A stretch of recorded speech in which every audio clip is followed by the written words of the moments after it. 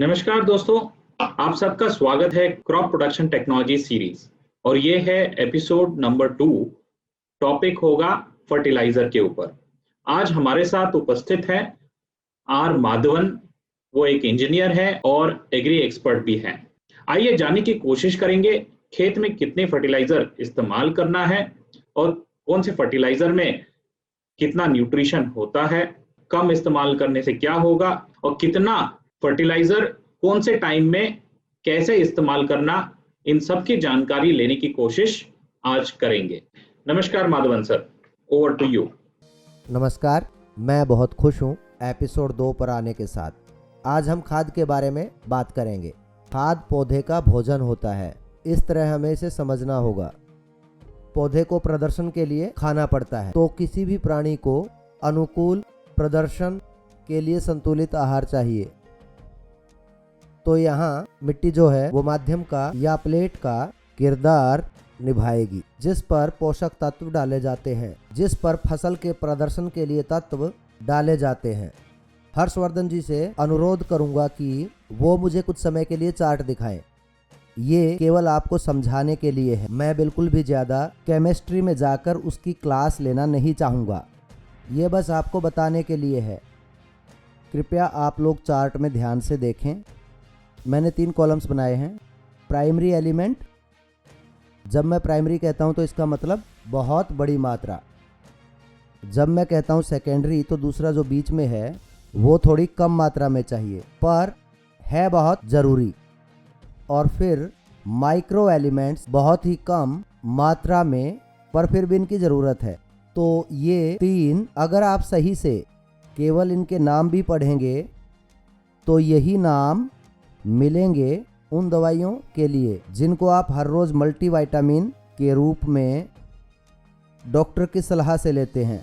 इसका मतलब ये मिनरल्स, चाहे वो हों प्राइमरी, सेकेंडरी, माइक्रो, और ये सब तत्व हमें भी चाहिए होते हैं। तो मतलब इनको पहले से मिट्टी में होना चाहिए जब हम उन प्रोडक्ट्स को खाएं।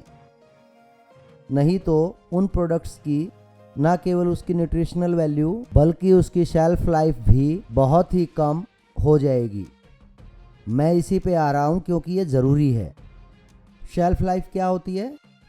मान लीजिए हमारे पास एक केला है, हमारे पास एक ब्रोकली है, हमारे पास एक कपास है। कोई भी फसल, चाहे गेहूँ या कुछ भी, किसी भी चीज़ की शेल्फ लाइफ को बढ़ा के उसको बिना फ्रीज के 3 दिनों तक बिना खराब हुए रख सकूं, 6 घंटे या 10 घंटे।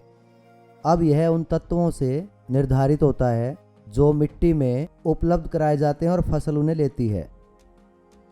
यही कारण है कि पिछले एपिसोड में हमने मिट्टी परीक्षण के महत्व की बात की। तो मिट्टी परीक्षण के परिणाम में हमें ये जानकारी मिली है कि इनमें से कितने मिट्टी में उपलब्ध हैं। अब अगर चार्ट में देखें तो इसमें मैंने एक बैरल दिखाया है। ये बैरल बता रही है और क्या फसल के अनुकूल प्रदर्शन के लिए क्या मौजूद करवाया जाना चाहिए।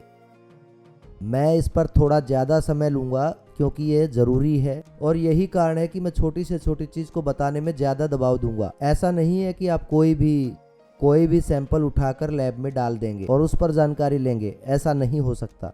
आपको उन्हें संतुलित आहार ही देना होगा। फसल किस प्रकार की है इस पर आधारित। मैं फसल की बात क्यों कर रहा हूँ? मानिए अनाज आप सब जानते हैं, जीरी, गेहूँ, जवार, इनमें से कोई भी अनाज माना जाएगा। अनाज ज़्यादा फॉस्फोरस की मांग करता है। यही कारण था कि मैंने कहा फसल चुनिंदा तत्व लेती है। अगर आप लेते हैं शिमला मिर्च, ब्रोकली, कपास, टमाटर, इनको ज़्यादा पोटाश की ज़रूरत है। तो इसका मतलब फसल के लिए ठीक तत्व मिट्टी में डालें, ना कि कोई भी बिना सोचे समझे। ये ऐसे नहीं है कि ऐसे ही आंख बंद करके ऐसे ही NPK डाल दिया बिना कुछ जाने। और मैं पक्के से कह सकता हूँ कि आप में से बहुत लोग सेकेंडरी न्यूट्रिएंट्स नहीं डालते, माइक्रो न्यूट्रिएंट्स भी ठीक से बैलेंस करके नहीं डाल रहे। अगर वास्तव में उदाहरण दिया जाए तो ये जिंक और कॉपर ये दोनों हमें भी चाहिए होते हैं। अब आप सब अच्छे से जानते हैं इसके लिए अब कितना जिंक चाहिए। आजकल हर कोई केवल बस इम्यूनिटी के बारे में ही बात कर रहा है कोरोना वायरस की वजह से। अब ये इम्यूनिटी में सुधार आता है जिंक से। अब जिंक कैसे मिले? ये आपकी खाद्य श्रृंखला में होनी चाहिए ताकि ये अंदर बन सके। वो एक जिंक की गोली खाने से कहीं ज़्यादा अच्छा है। और फसल को जिंक कैसे मिलेगा? आपको ये मिट्टी में डालना होगा। आप इसे कैसे डालेंगे? अब आपको समझना होगा, मिट्टी को अच्छे से परखना होगा। इसलिए मैंने बताया मिट्टी परीक्षण का महत्व। तो ये हमारे 5 कर्मों में से एक है। ये दूसरा ज़रूरी कर्म है जो हमें करना है खेती में। पूरे विश्लेषण के लिए मिट्टी परीक्षण। अब मुझे मिट्टी विश्लेषण में 2 चीज़ें बतानी हैं, पॉजिटिव और नेगेटिव। हर जगह ये पॉजिटिव और नेगेटिव आयंस होते हैं, जैसे महिला और पुरुष। तो ये हर प्राणी में 2 प्रकार के भेदभाव हैं जो पॉजिटिव और नेगेटिव हैं। मिट्टी में हम बात करेंगे पॉजिटिव आयंस की, जो हैं कैल्शियम, मैग्नीशियम, पोटेशियम, सोडियम। अब ये मैं केवल नाम बता रहा हूँ, ज़्यादा उत्सुक मत होना और ना ही ज़्यादा उलझना इन शब्दों में। और आपको ये समझना होगा कि ये आपकी फसल के प्रदर्शन के लिए बहुत ज़रूरी हैं। कैल्शियम, मैग्नीशियम, पोटेशियम, सोडियम ये पॉजिटिवली चार्ज्ड हैं। आपको पता है मिट्टी में नेगेटिव चार्ज है। नेगेटिव चार्ज मतलब एक जैसे फोर्स एक दूसरे से अलग करते हैं और अलग फोर्स आकर्षित, जैसे महिला और पुरुष आकर्षित, महिला और महिला लड़ाई, पुरुष पुरुष लड़ाई। ये एनर्जी का कानून है, ठीक है। ये साधारण है और हम सब जानते हैं। लड़की आप पर हंसे तो आप खुश होते हैं और अगर कोई दूसरा आदमी आए तो आपको गुस्सा आता है। तो मिट्टी भी ऐसे ही है। आपको समझना होगा नेगेटिव और पॉजिटिव। मिट्टी में नेगेटिव चार्ज है तो ये पॉजिटिवली चार्ज नेगेटिवली चार्ज्ड मिट्टी पर हमला करता है। इस नेगेटिवली चार्ज मिट्टी को क्ले पार्टिकल्स कहते हैं। यही है जो हम मिट्टी परीक्षण में निर्धारित करते हैं, कितने प्रतिशत ये मिट्टी संभाल सकती है। देखो बहुत ज़रूरी है कि मैं कितना ले सकता हूँ। मेरे ब्लड टेस्ट में अगर आप मुझे देखें, ब्लड टेस्ट वाले डॉक्टर मेरे को कहेंगे कि आप केवल बहुत सारा फैट या बहुत, डॉक्टर बताएंगे कि ये मत खाओ और अच्छा प्रोटीन लो और भी बहुत कुछ। बिल्कुल ऐसे ही मिट्टी में भी क्षमता होती है कुछ तत्वों को संभालने की। ओके, अब ये हैं नेगेटिवली चार्ज्ड आयंस। जब हम पॉजिटिव की बात करते हैं तो नेगेटिव भी होगा। जैसे आप नेगेटिव आयंस ले लीजिए, वो दूर होते हैं, जैसे अमोनिया, यूरिया, बोरोन, ये सब चीज़ें नेगेटिवली चार्ज्ड हैं। मतलब नेगेटिव रिपेल मतलब वो मिट्टी में नहीं रहते। दूसरे शब्दों में हम उनका स्तर नहीं बना पाते।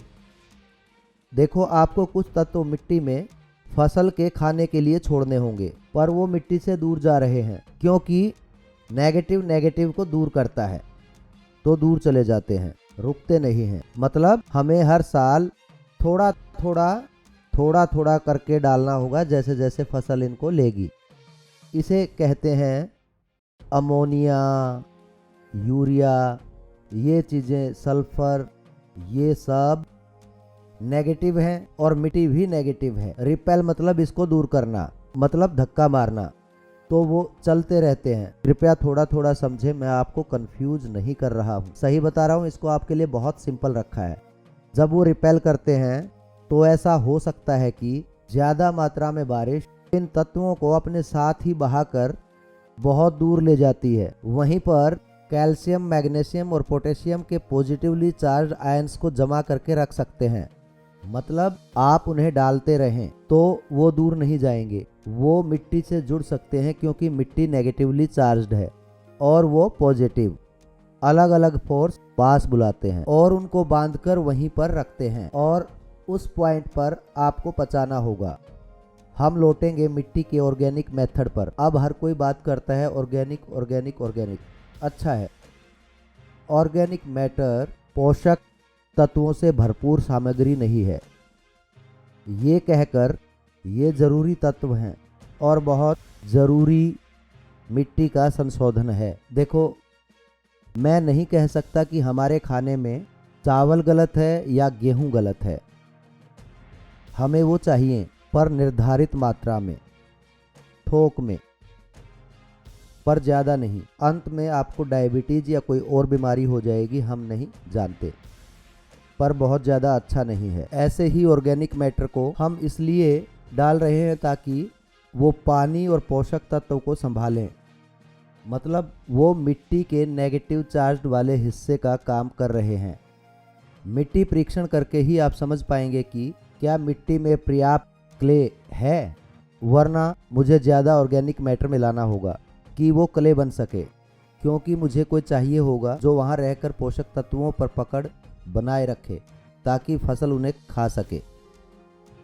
तो ऑर्गेनिक मैटर संशोधन का काम करता है, पोषक तत्वों और पानी को पकड़े रखने में, किसी और काम के लिए नहीं, पर यह बहुत ज़रूरी काम है। दुर्भाग्यवश हम सब सोचते हैं कि ऑर्गेनिक मैटर में बहुत सारे पोषक तत्व हैं। मैं थोड़ा सा उस पर भी बताऊंगा, लेकिन बहुत ज़्यादा नहीं।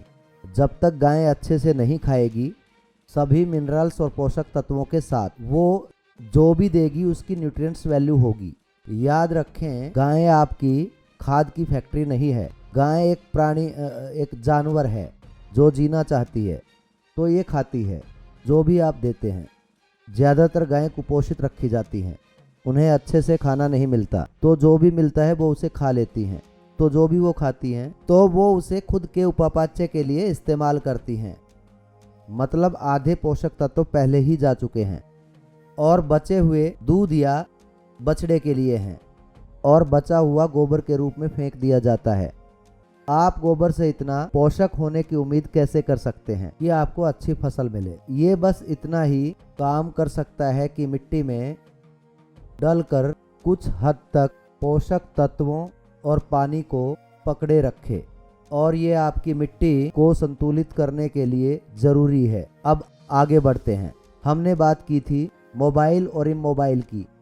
मिट्टी पॉजिटिव और नेगेटिव को पकड़े हुए है और दूसरा रिपेल कर रहा है। ये जो रिपेल कर रहा है, हमारे लिए इसे पानी में बहाना बहुत ही आसान है। जब भी आप फसल के दौरान सिंचाई करते हैं, आप इसे थोड़ा थोड़ा डाल सकते हैं और पौधा इसे खाना स्टार्ट कर देगा, तो नुकसान नहीं होगा। मतलब थोक में जो नाइट्रोजन खेतों में डाली जाती है, वो असल में नुकसान है पौधे के उस खाने का, और नदी तालाबों में कचरा फैलाना। असल में क्या करना है कि हम उसे फसल के दौरान थोड़ा थोड़ा डालेंगे ताकि वो पूरी तरह अवशोषित और अच्छी फसल बन के सामने आए, बजाय कि इसे थोक में डालें। अब कैल्शियम, मैग्नीशियम और पोटेशियम, ये सब तत्व हम इन्हें मिट्टी के ऊपर लगा रहे हैं ताकि फसल इन्हें ले सके। प्लीज़ समझिए कि मैं नेगेटिव और पॉजिटिव पर दबाव क्यों डाल रहा हूँ, क्योंकि नेगेटिवली चार्ज मिट्टी इन चीज़ों को अच्छे से पकड़ सकती है।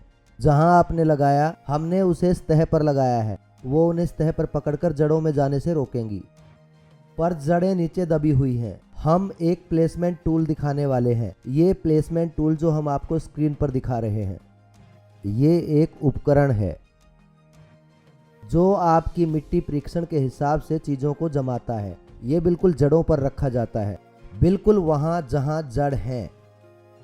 जड़ें जहाँ भी जाती हैं वो इन चीज़ों से टकराएंगी और इन्हें शौक लेंगी।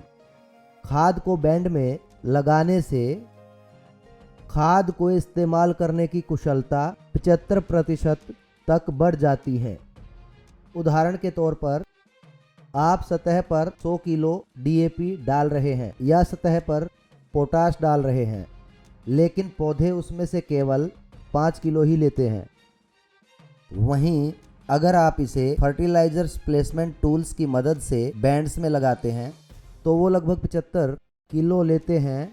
तो आप असल में 100 किलो डाल रहे हैं, लेकिन फसल को केवल 5 किलो मिल रहा है और प्रदर्शन कम हो जाता है, और उस फसल के लिए आपका 70 किलो खराब जाता है। मौजूद हो भी सकता है या फिर बारिश में बह गया हो। खाद डालने में प्लेसमेंट एक अहम भूमिका निभाती है, और इसके कारण हैं मोबाइल एंड इमोबाइल एलिमेंट्स, जो हैं कैटायन और एनायन मैंने अपने चार्ट में भी इन एलिमेंट्स को दिखाया है। इसका मतलब कि आप चार्ट को देखकर समझेंगे। ये पॉजिटिवली चार्ज चीज़ों को रखना होगा या फिर इसे मिट्टी के अंदर डालना होगा। उन्हें कभी भी सतह पर ना लगाएं। उम्मीद है इस वीडियो को देखने के बाद आप इनको सतह पर कभी नहीं लगाएंगे, क्योंकि ये किसी भी तरह आपकी मदद करने वाला नहीं है। इसके बदले में ये केवल और केवल पर्यावरण का नाश करेगा। और हम पलटकर कह देते हैं कि ये सब चीज़ें जहर हैं, पर ये नहीं हैं, बल्कि इनका गलत इस्तेमाल किया गया है। उदाहरण के तौर पर आपने कभी भी एक फरारी कार नहीं चलाई है। मानिए आपने केवल एक ट्रैक्टर चलाया है और मैं आपको फरारी कार दूं, आपको बिना ये बताए कि इसको कैसे चलाना है, तो इसमें क्या होगा? आप खुद को मार लेंगे और रोड पर 2-3 औरों को भी। क्या आप कहेंगे फरारी बुरी है? आपको समझना होगा कि फरारी को कैसे चलाएं। ये बहुत अच्छी कार है। अगर आप नहीं जानते कैसे चलाना है तो ये कूड़ा है, ये उसे दूषित कर देगा।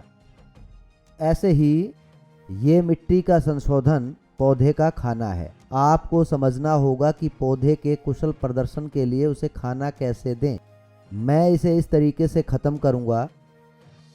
ताकतवर, स्वस्थ और सबसे ज़्यादा पोषक फसल मिट्टी में उगाई जाती हैं, जहां मिट्टी में वो सभी 13+ तत्व हैं जो मैंने चार्ट में दिखाए थे, बहुत ही अच्छे और संतुलित तरीके से। हर एक फसल के लिए आप अनियमित नहीं कर सकते। याद रखें, एक गांव या फिर एक फिरके का मिट्टी परीक्षण एक विश्लेषण को नहीं संभाल सकता, बिल्कुल नहीं। उदाहरण के तौर पर आप अपनी फैमिली में एक ब्लड टेस्ट लें और परिवार में 6 आदमी हैं। क्या ये सही होगा परिवार में एक का सैंपल लें और सबको वही दवाइयाँ दें, क्योंकि सब एक ही परिवार से हैं? कभी नहीं। कोई भी, चाहे बाप और बेटा ही क्यों ना हो, उनमें अंतर रहेगा। हर एक का अलग टेस्ट लेना होगा। इसी तरह इस पूरे विश्लेषण के लिए आपको मिट्टी के अलग अलग नमूने लेने होंगे और कुशल प्रदर्शन के लिए संतुलित करना होगा। उदाहरण के तौर पर अगर कैल्शियम ज़्यादा है तो उस जगह की मिट्टी ढीली रहेगी। अगर मैग्नीशियम अधिक है तो ये टाइट होगी। अब मैं ऑक्सीजन और हवा पर कुछ कहूँगा। इसको विस्तार से बाद में आपको सिंचाई वाले भाग में बताऊँगा, क्योंकि सिंचाई में भी इसकी ज़रूरत है। ऑक्सीजन और हवा मिट्टी के लिए भी बहुत ज़रूरी हैं। ऑक्सीजन और हवा भी बहुत ज़रूरी तत्व हैं फसल के प्रदर्शन के लिए। मिट्टी की ज़्यादा, कैल्शियम में ज़्यादा ऑक्सीजन होगी, आसानी से ड्रेन हो जाएगा। ये ऑर्गेनिक मैटर के एरोबिक ब्रेकडाउन को बढ़ावा देगा। ज़्यादा एरोबिक ब्रेकडाउन को बढ़ावा देगा। मैं मुश्किल शब्द यूज नहीं कर रहा, उम्मीद है आप समझेंगे। आपको कुछ बेसिक चीज़ें समझनी होंगी। ज़्यादा गहराई में जाकर अपने आप को कंफ्यूज मत करिएगा प्लीज़। मैं समझाना चाहता हूँ कि हवा चाहिए होती है, मतलब फसल के लिए ऑक्सीजन चाहिए। क्यों? बस जड़ों पर ऑक्सीजन होना ज़रूरी होता है, तभी वो खाना खा पाएंगी। आप इसे ऐसे समझें, ऑक्सीजन के बिना खाना होते हुए भी नहीं खा पाएंगे। मतलब ऑक्सीजन को वहाँ उपलब्ध कराना होगा। कैसे करेंगे? मिट्टी झरझरी करनी होगी। झरझराहट, इसे झरझराहट कहते हैं। मतलब बह सकता है एक सुंदर आकृति की तरह। थोड़ा पीछे चलते हैं, पिछले एपिसोड में जहाँ थोड़ा बहुत ज़मीन की तैयारी के बारे में बताया था। कितना ज़रूरी है कि हमने ज़मीन की तैयारी की बात की थी और वो अब खाद के उपयोग में मदद कर रहा है।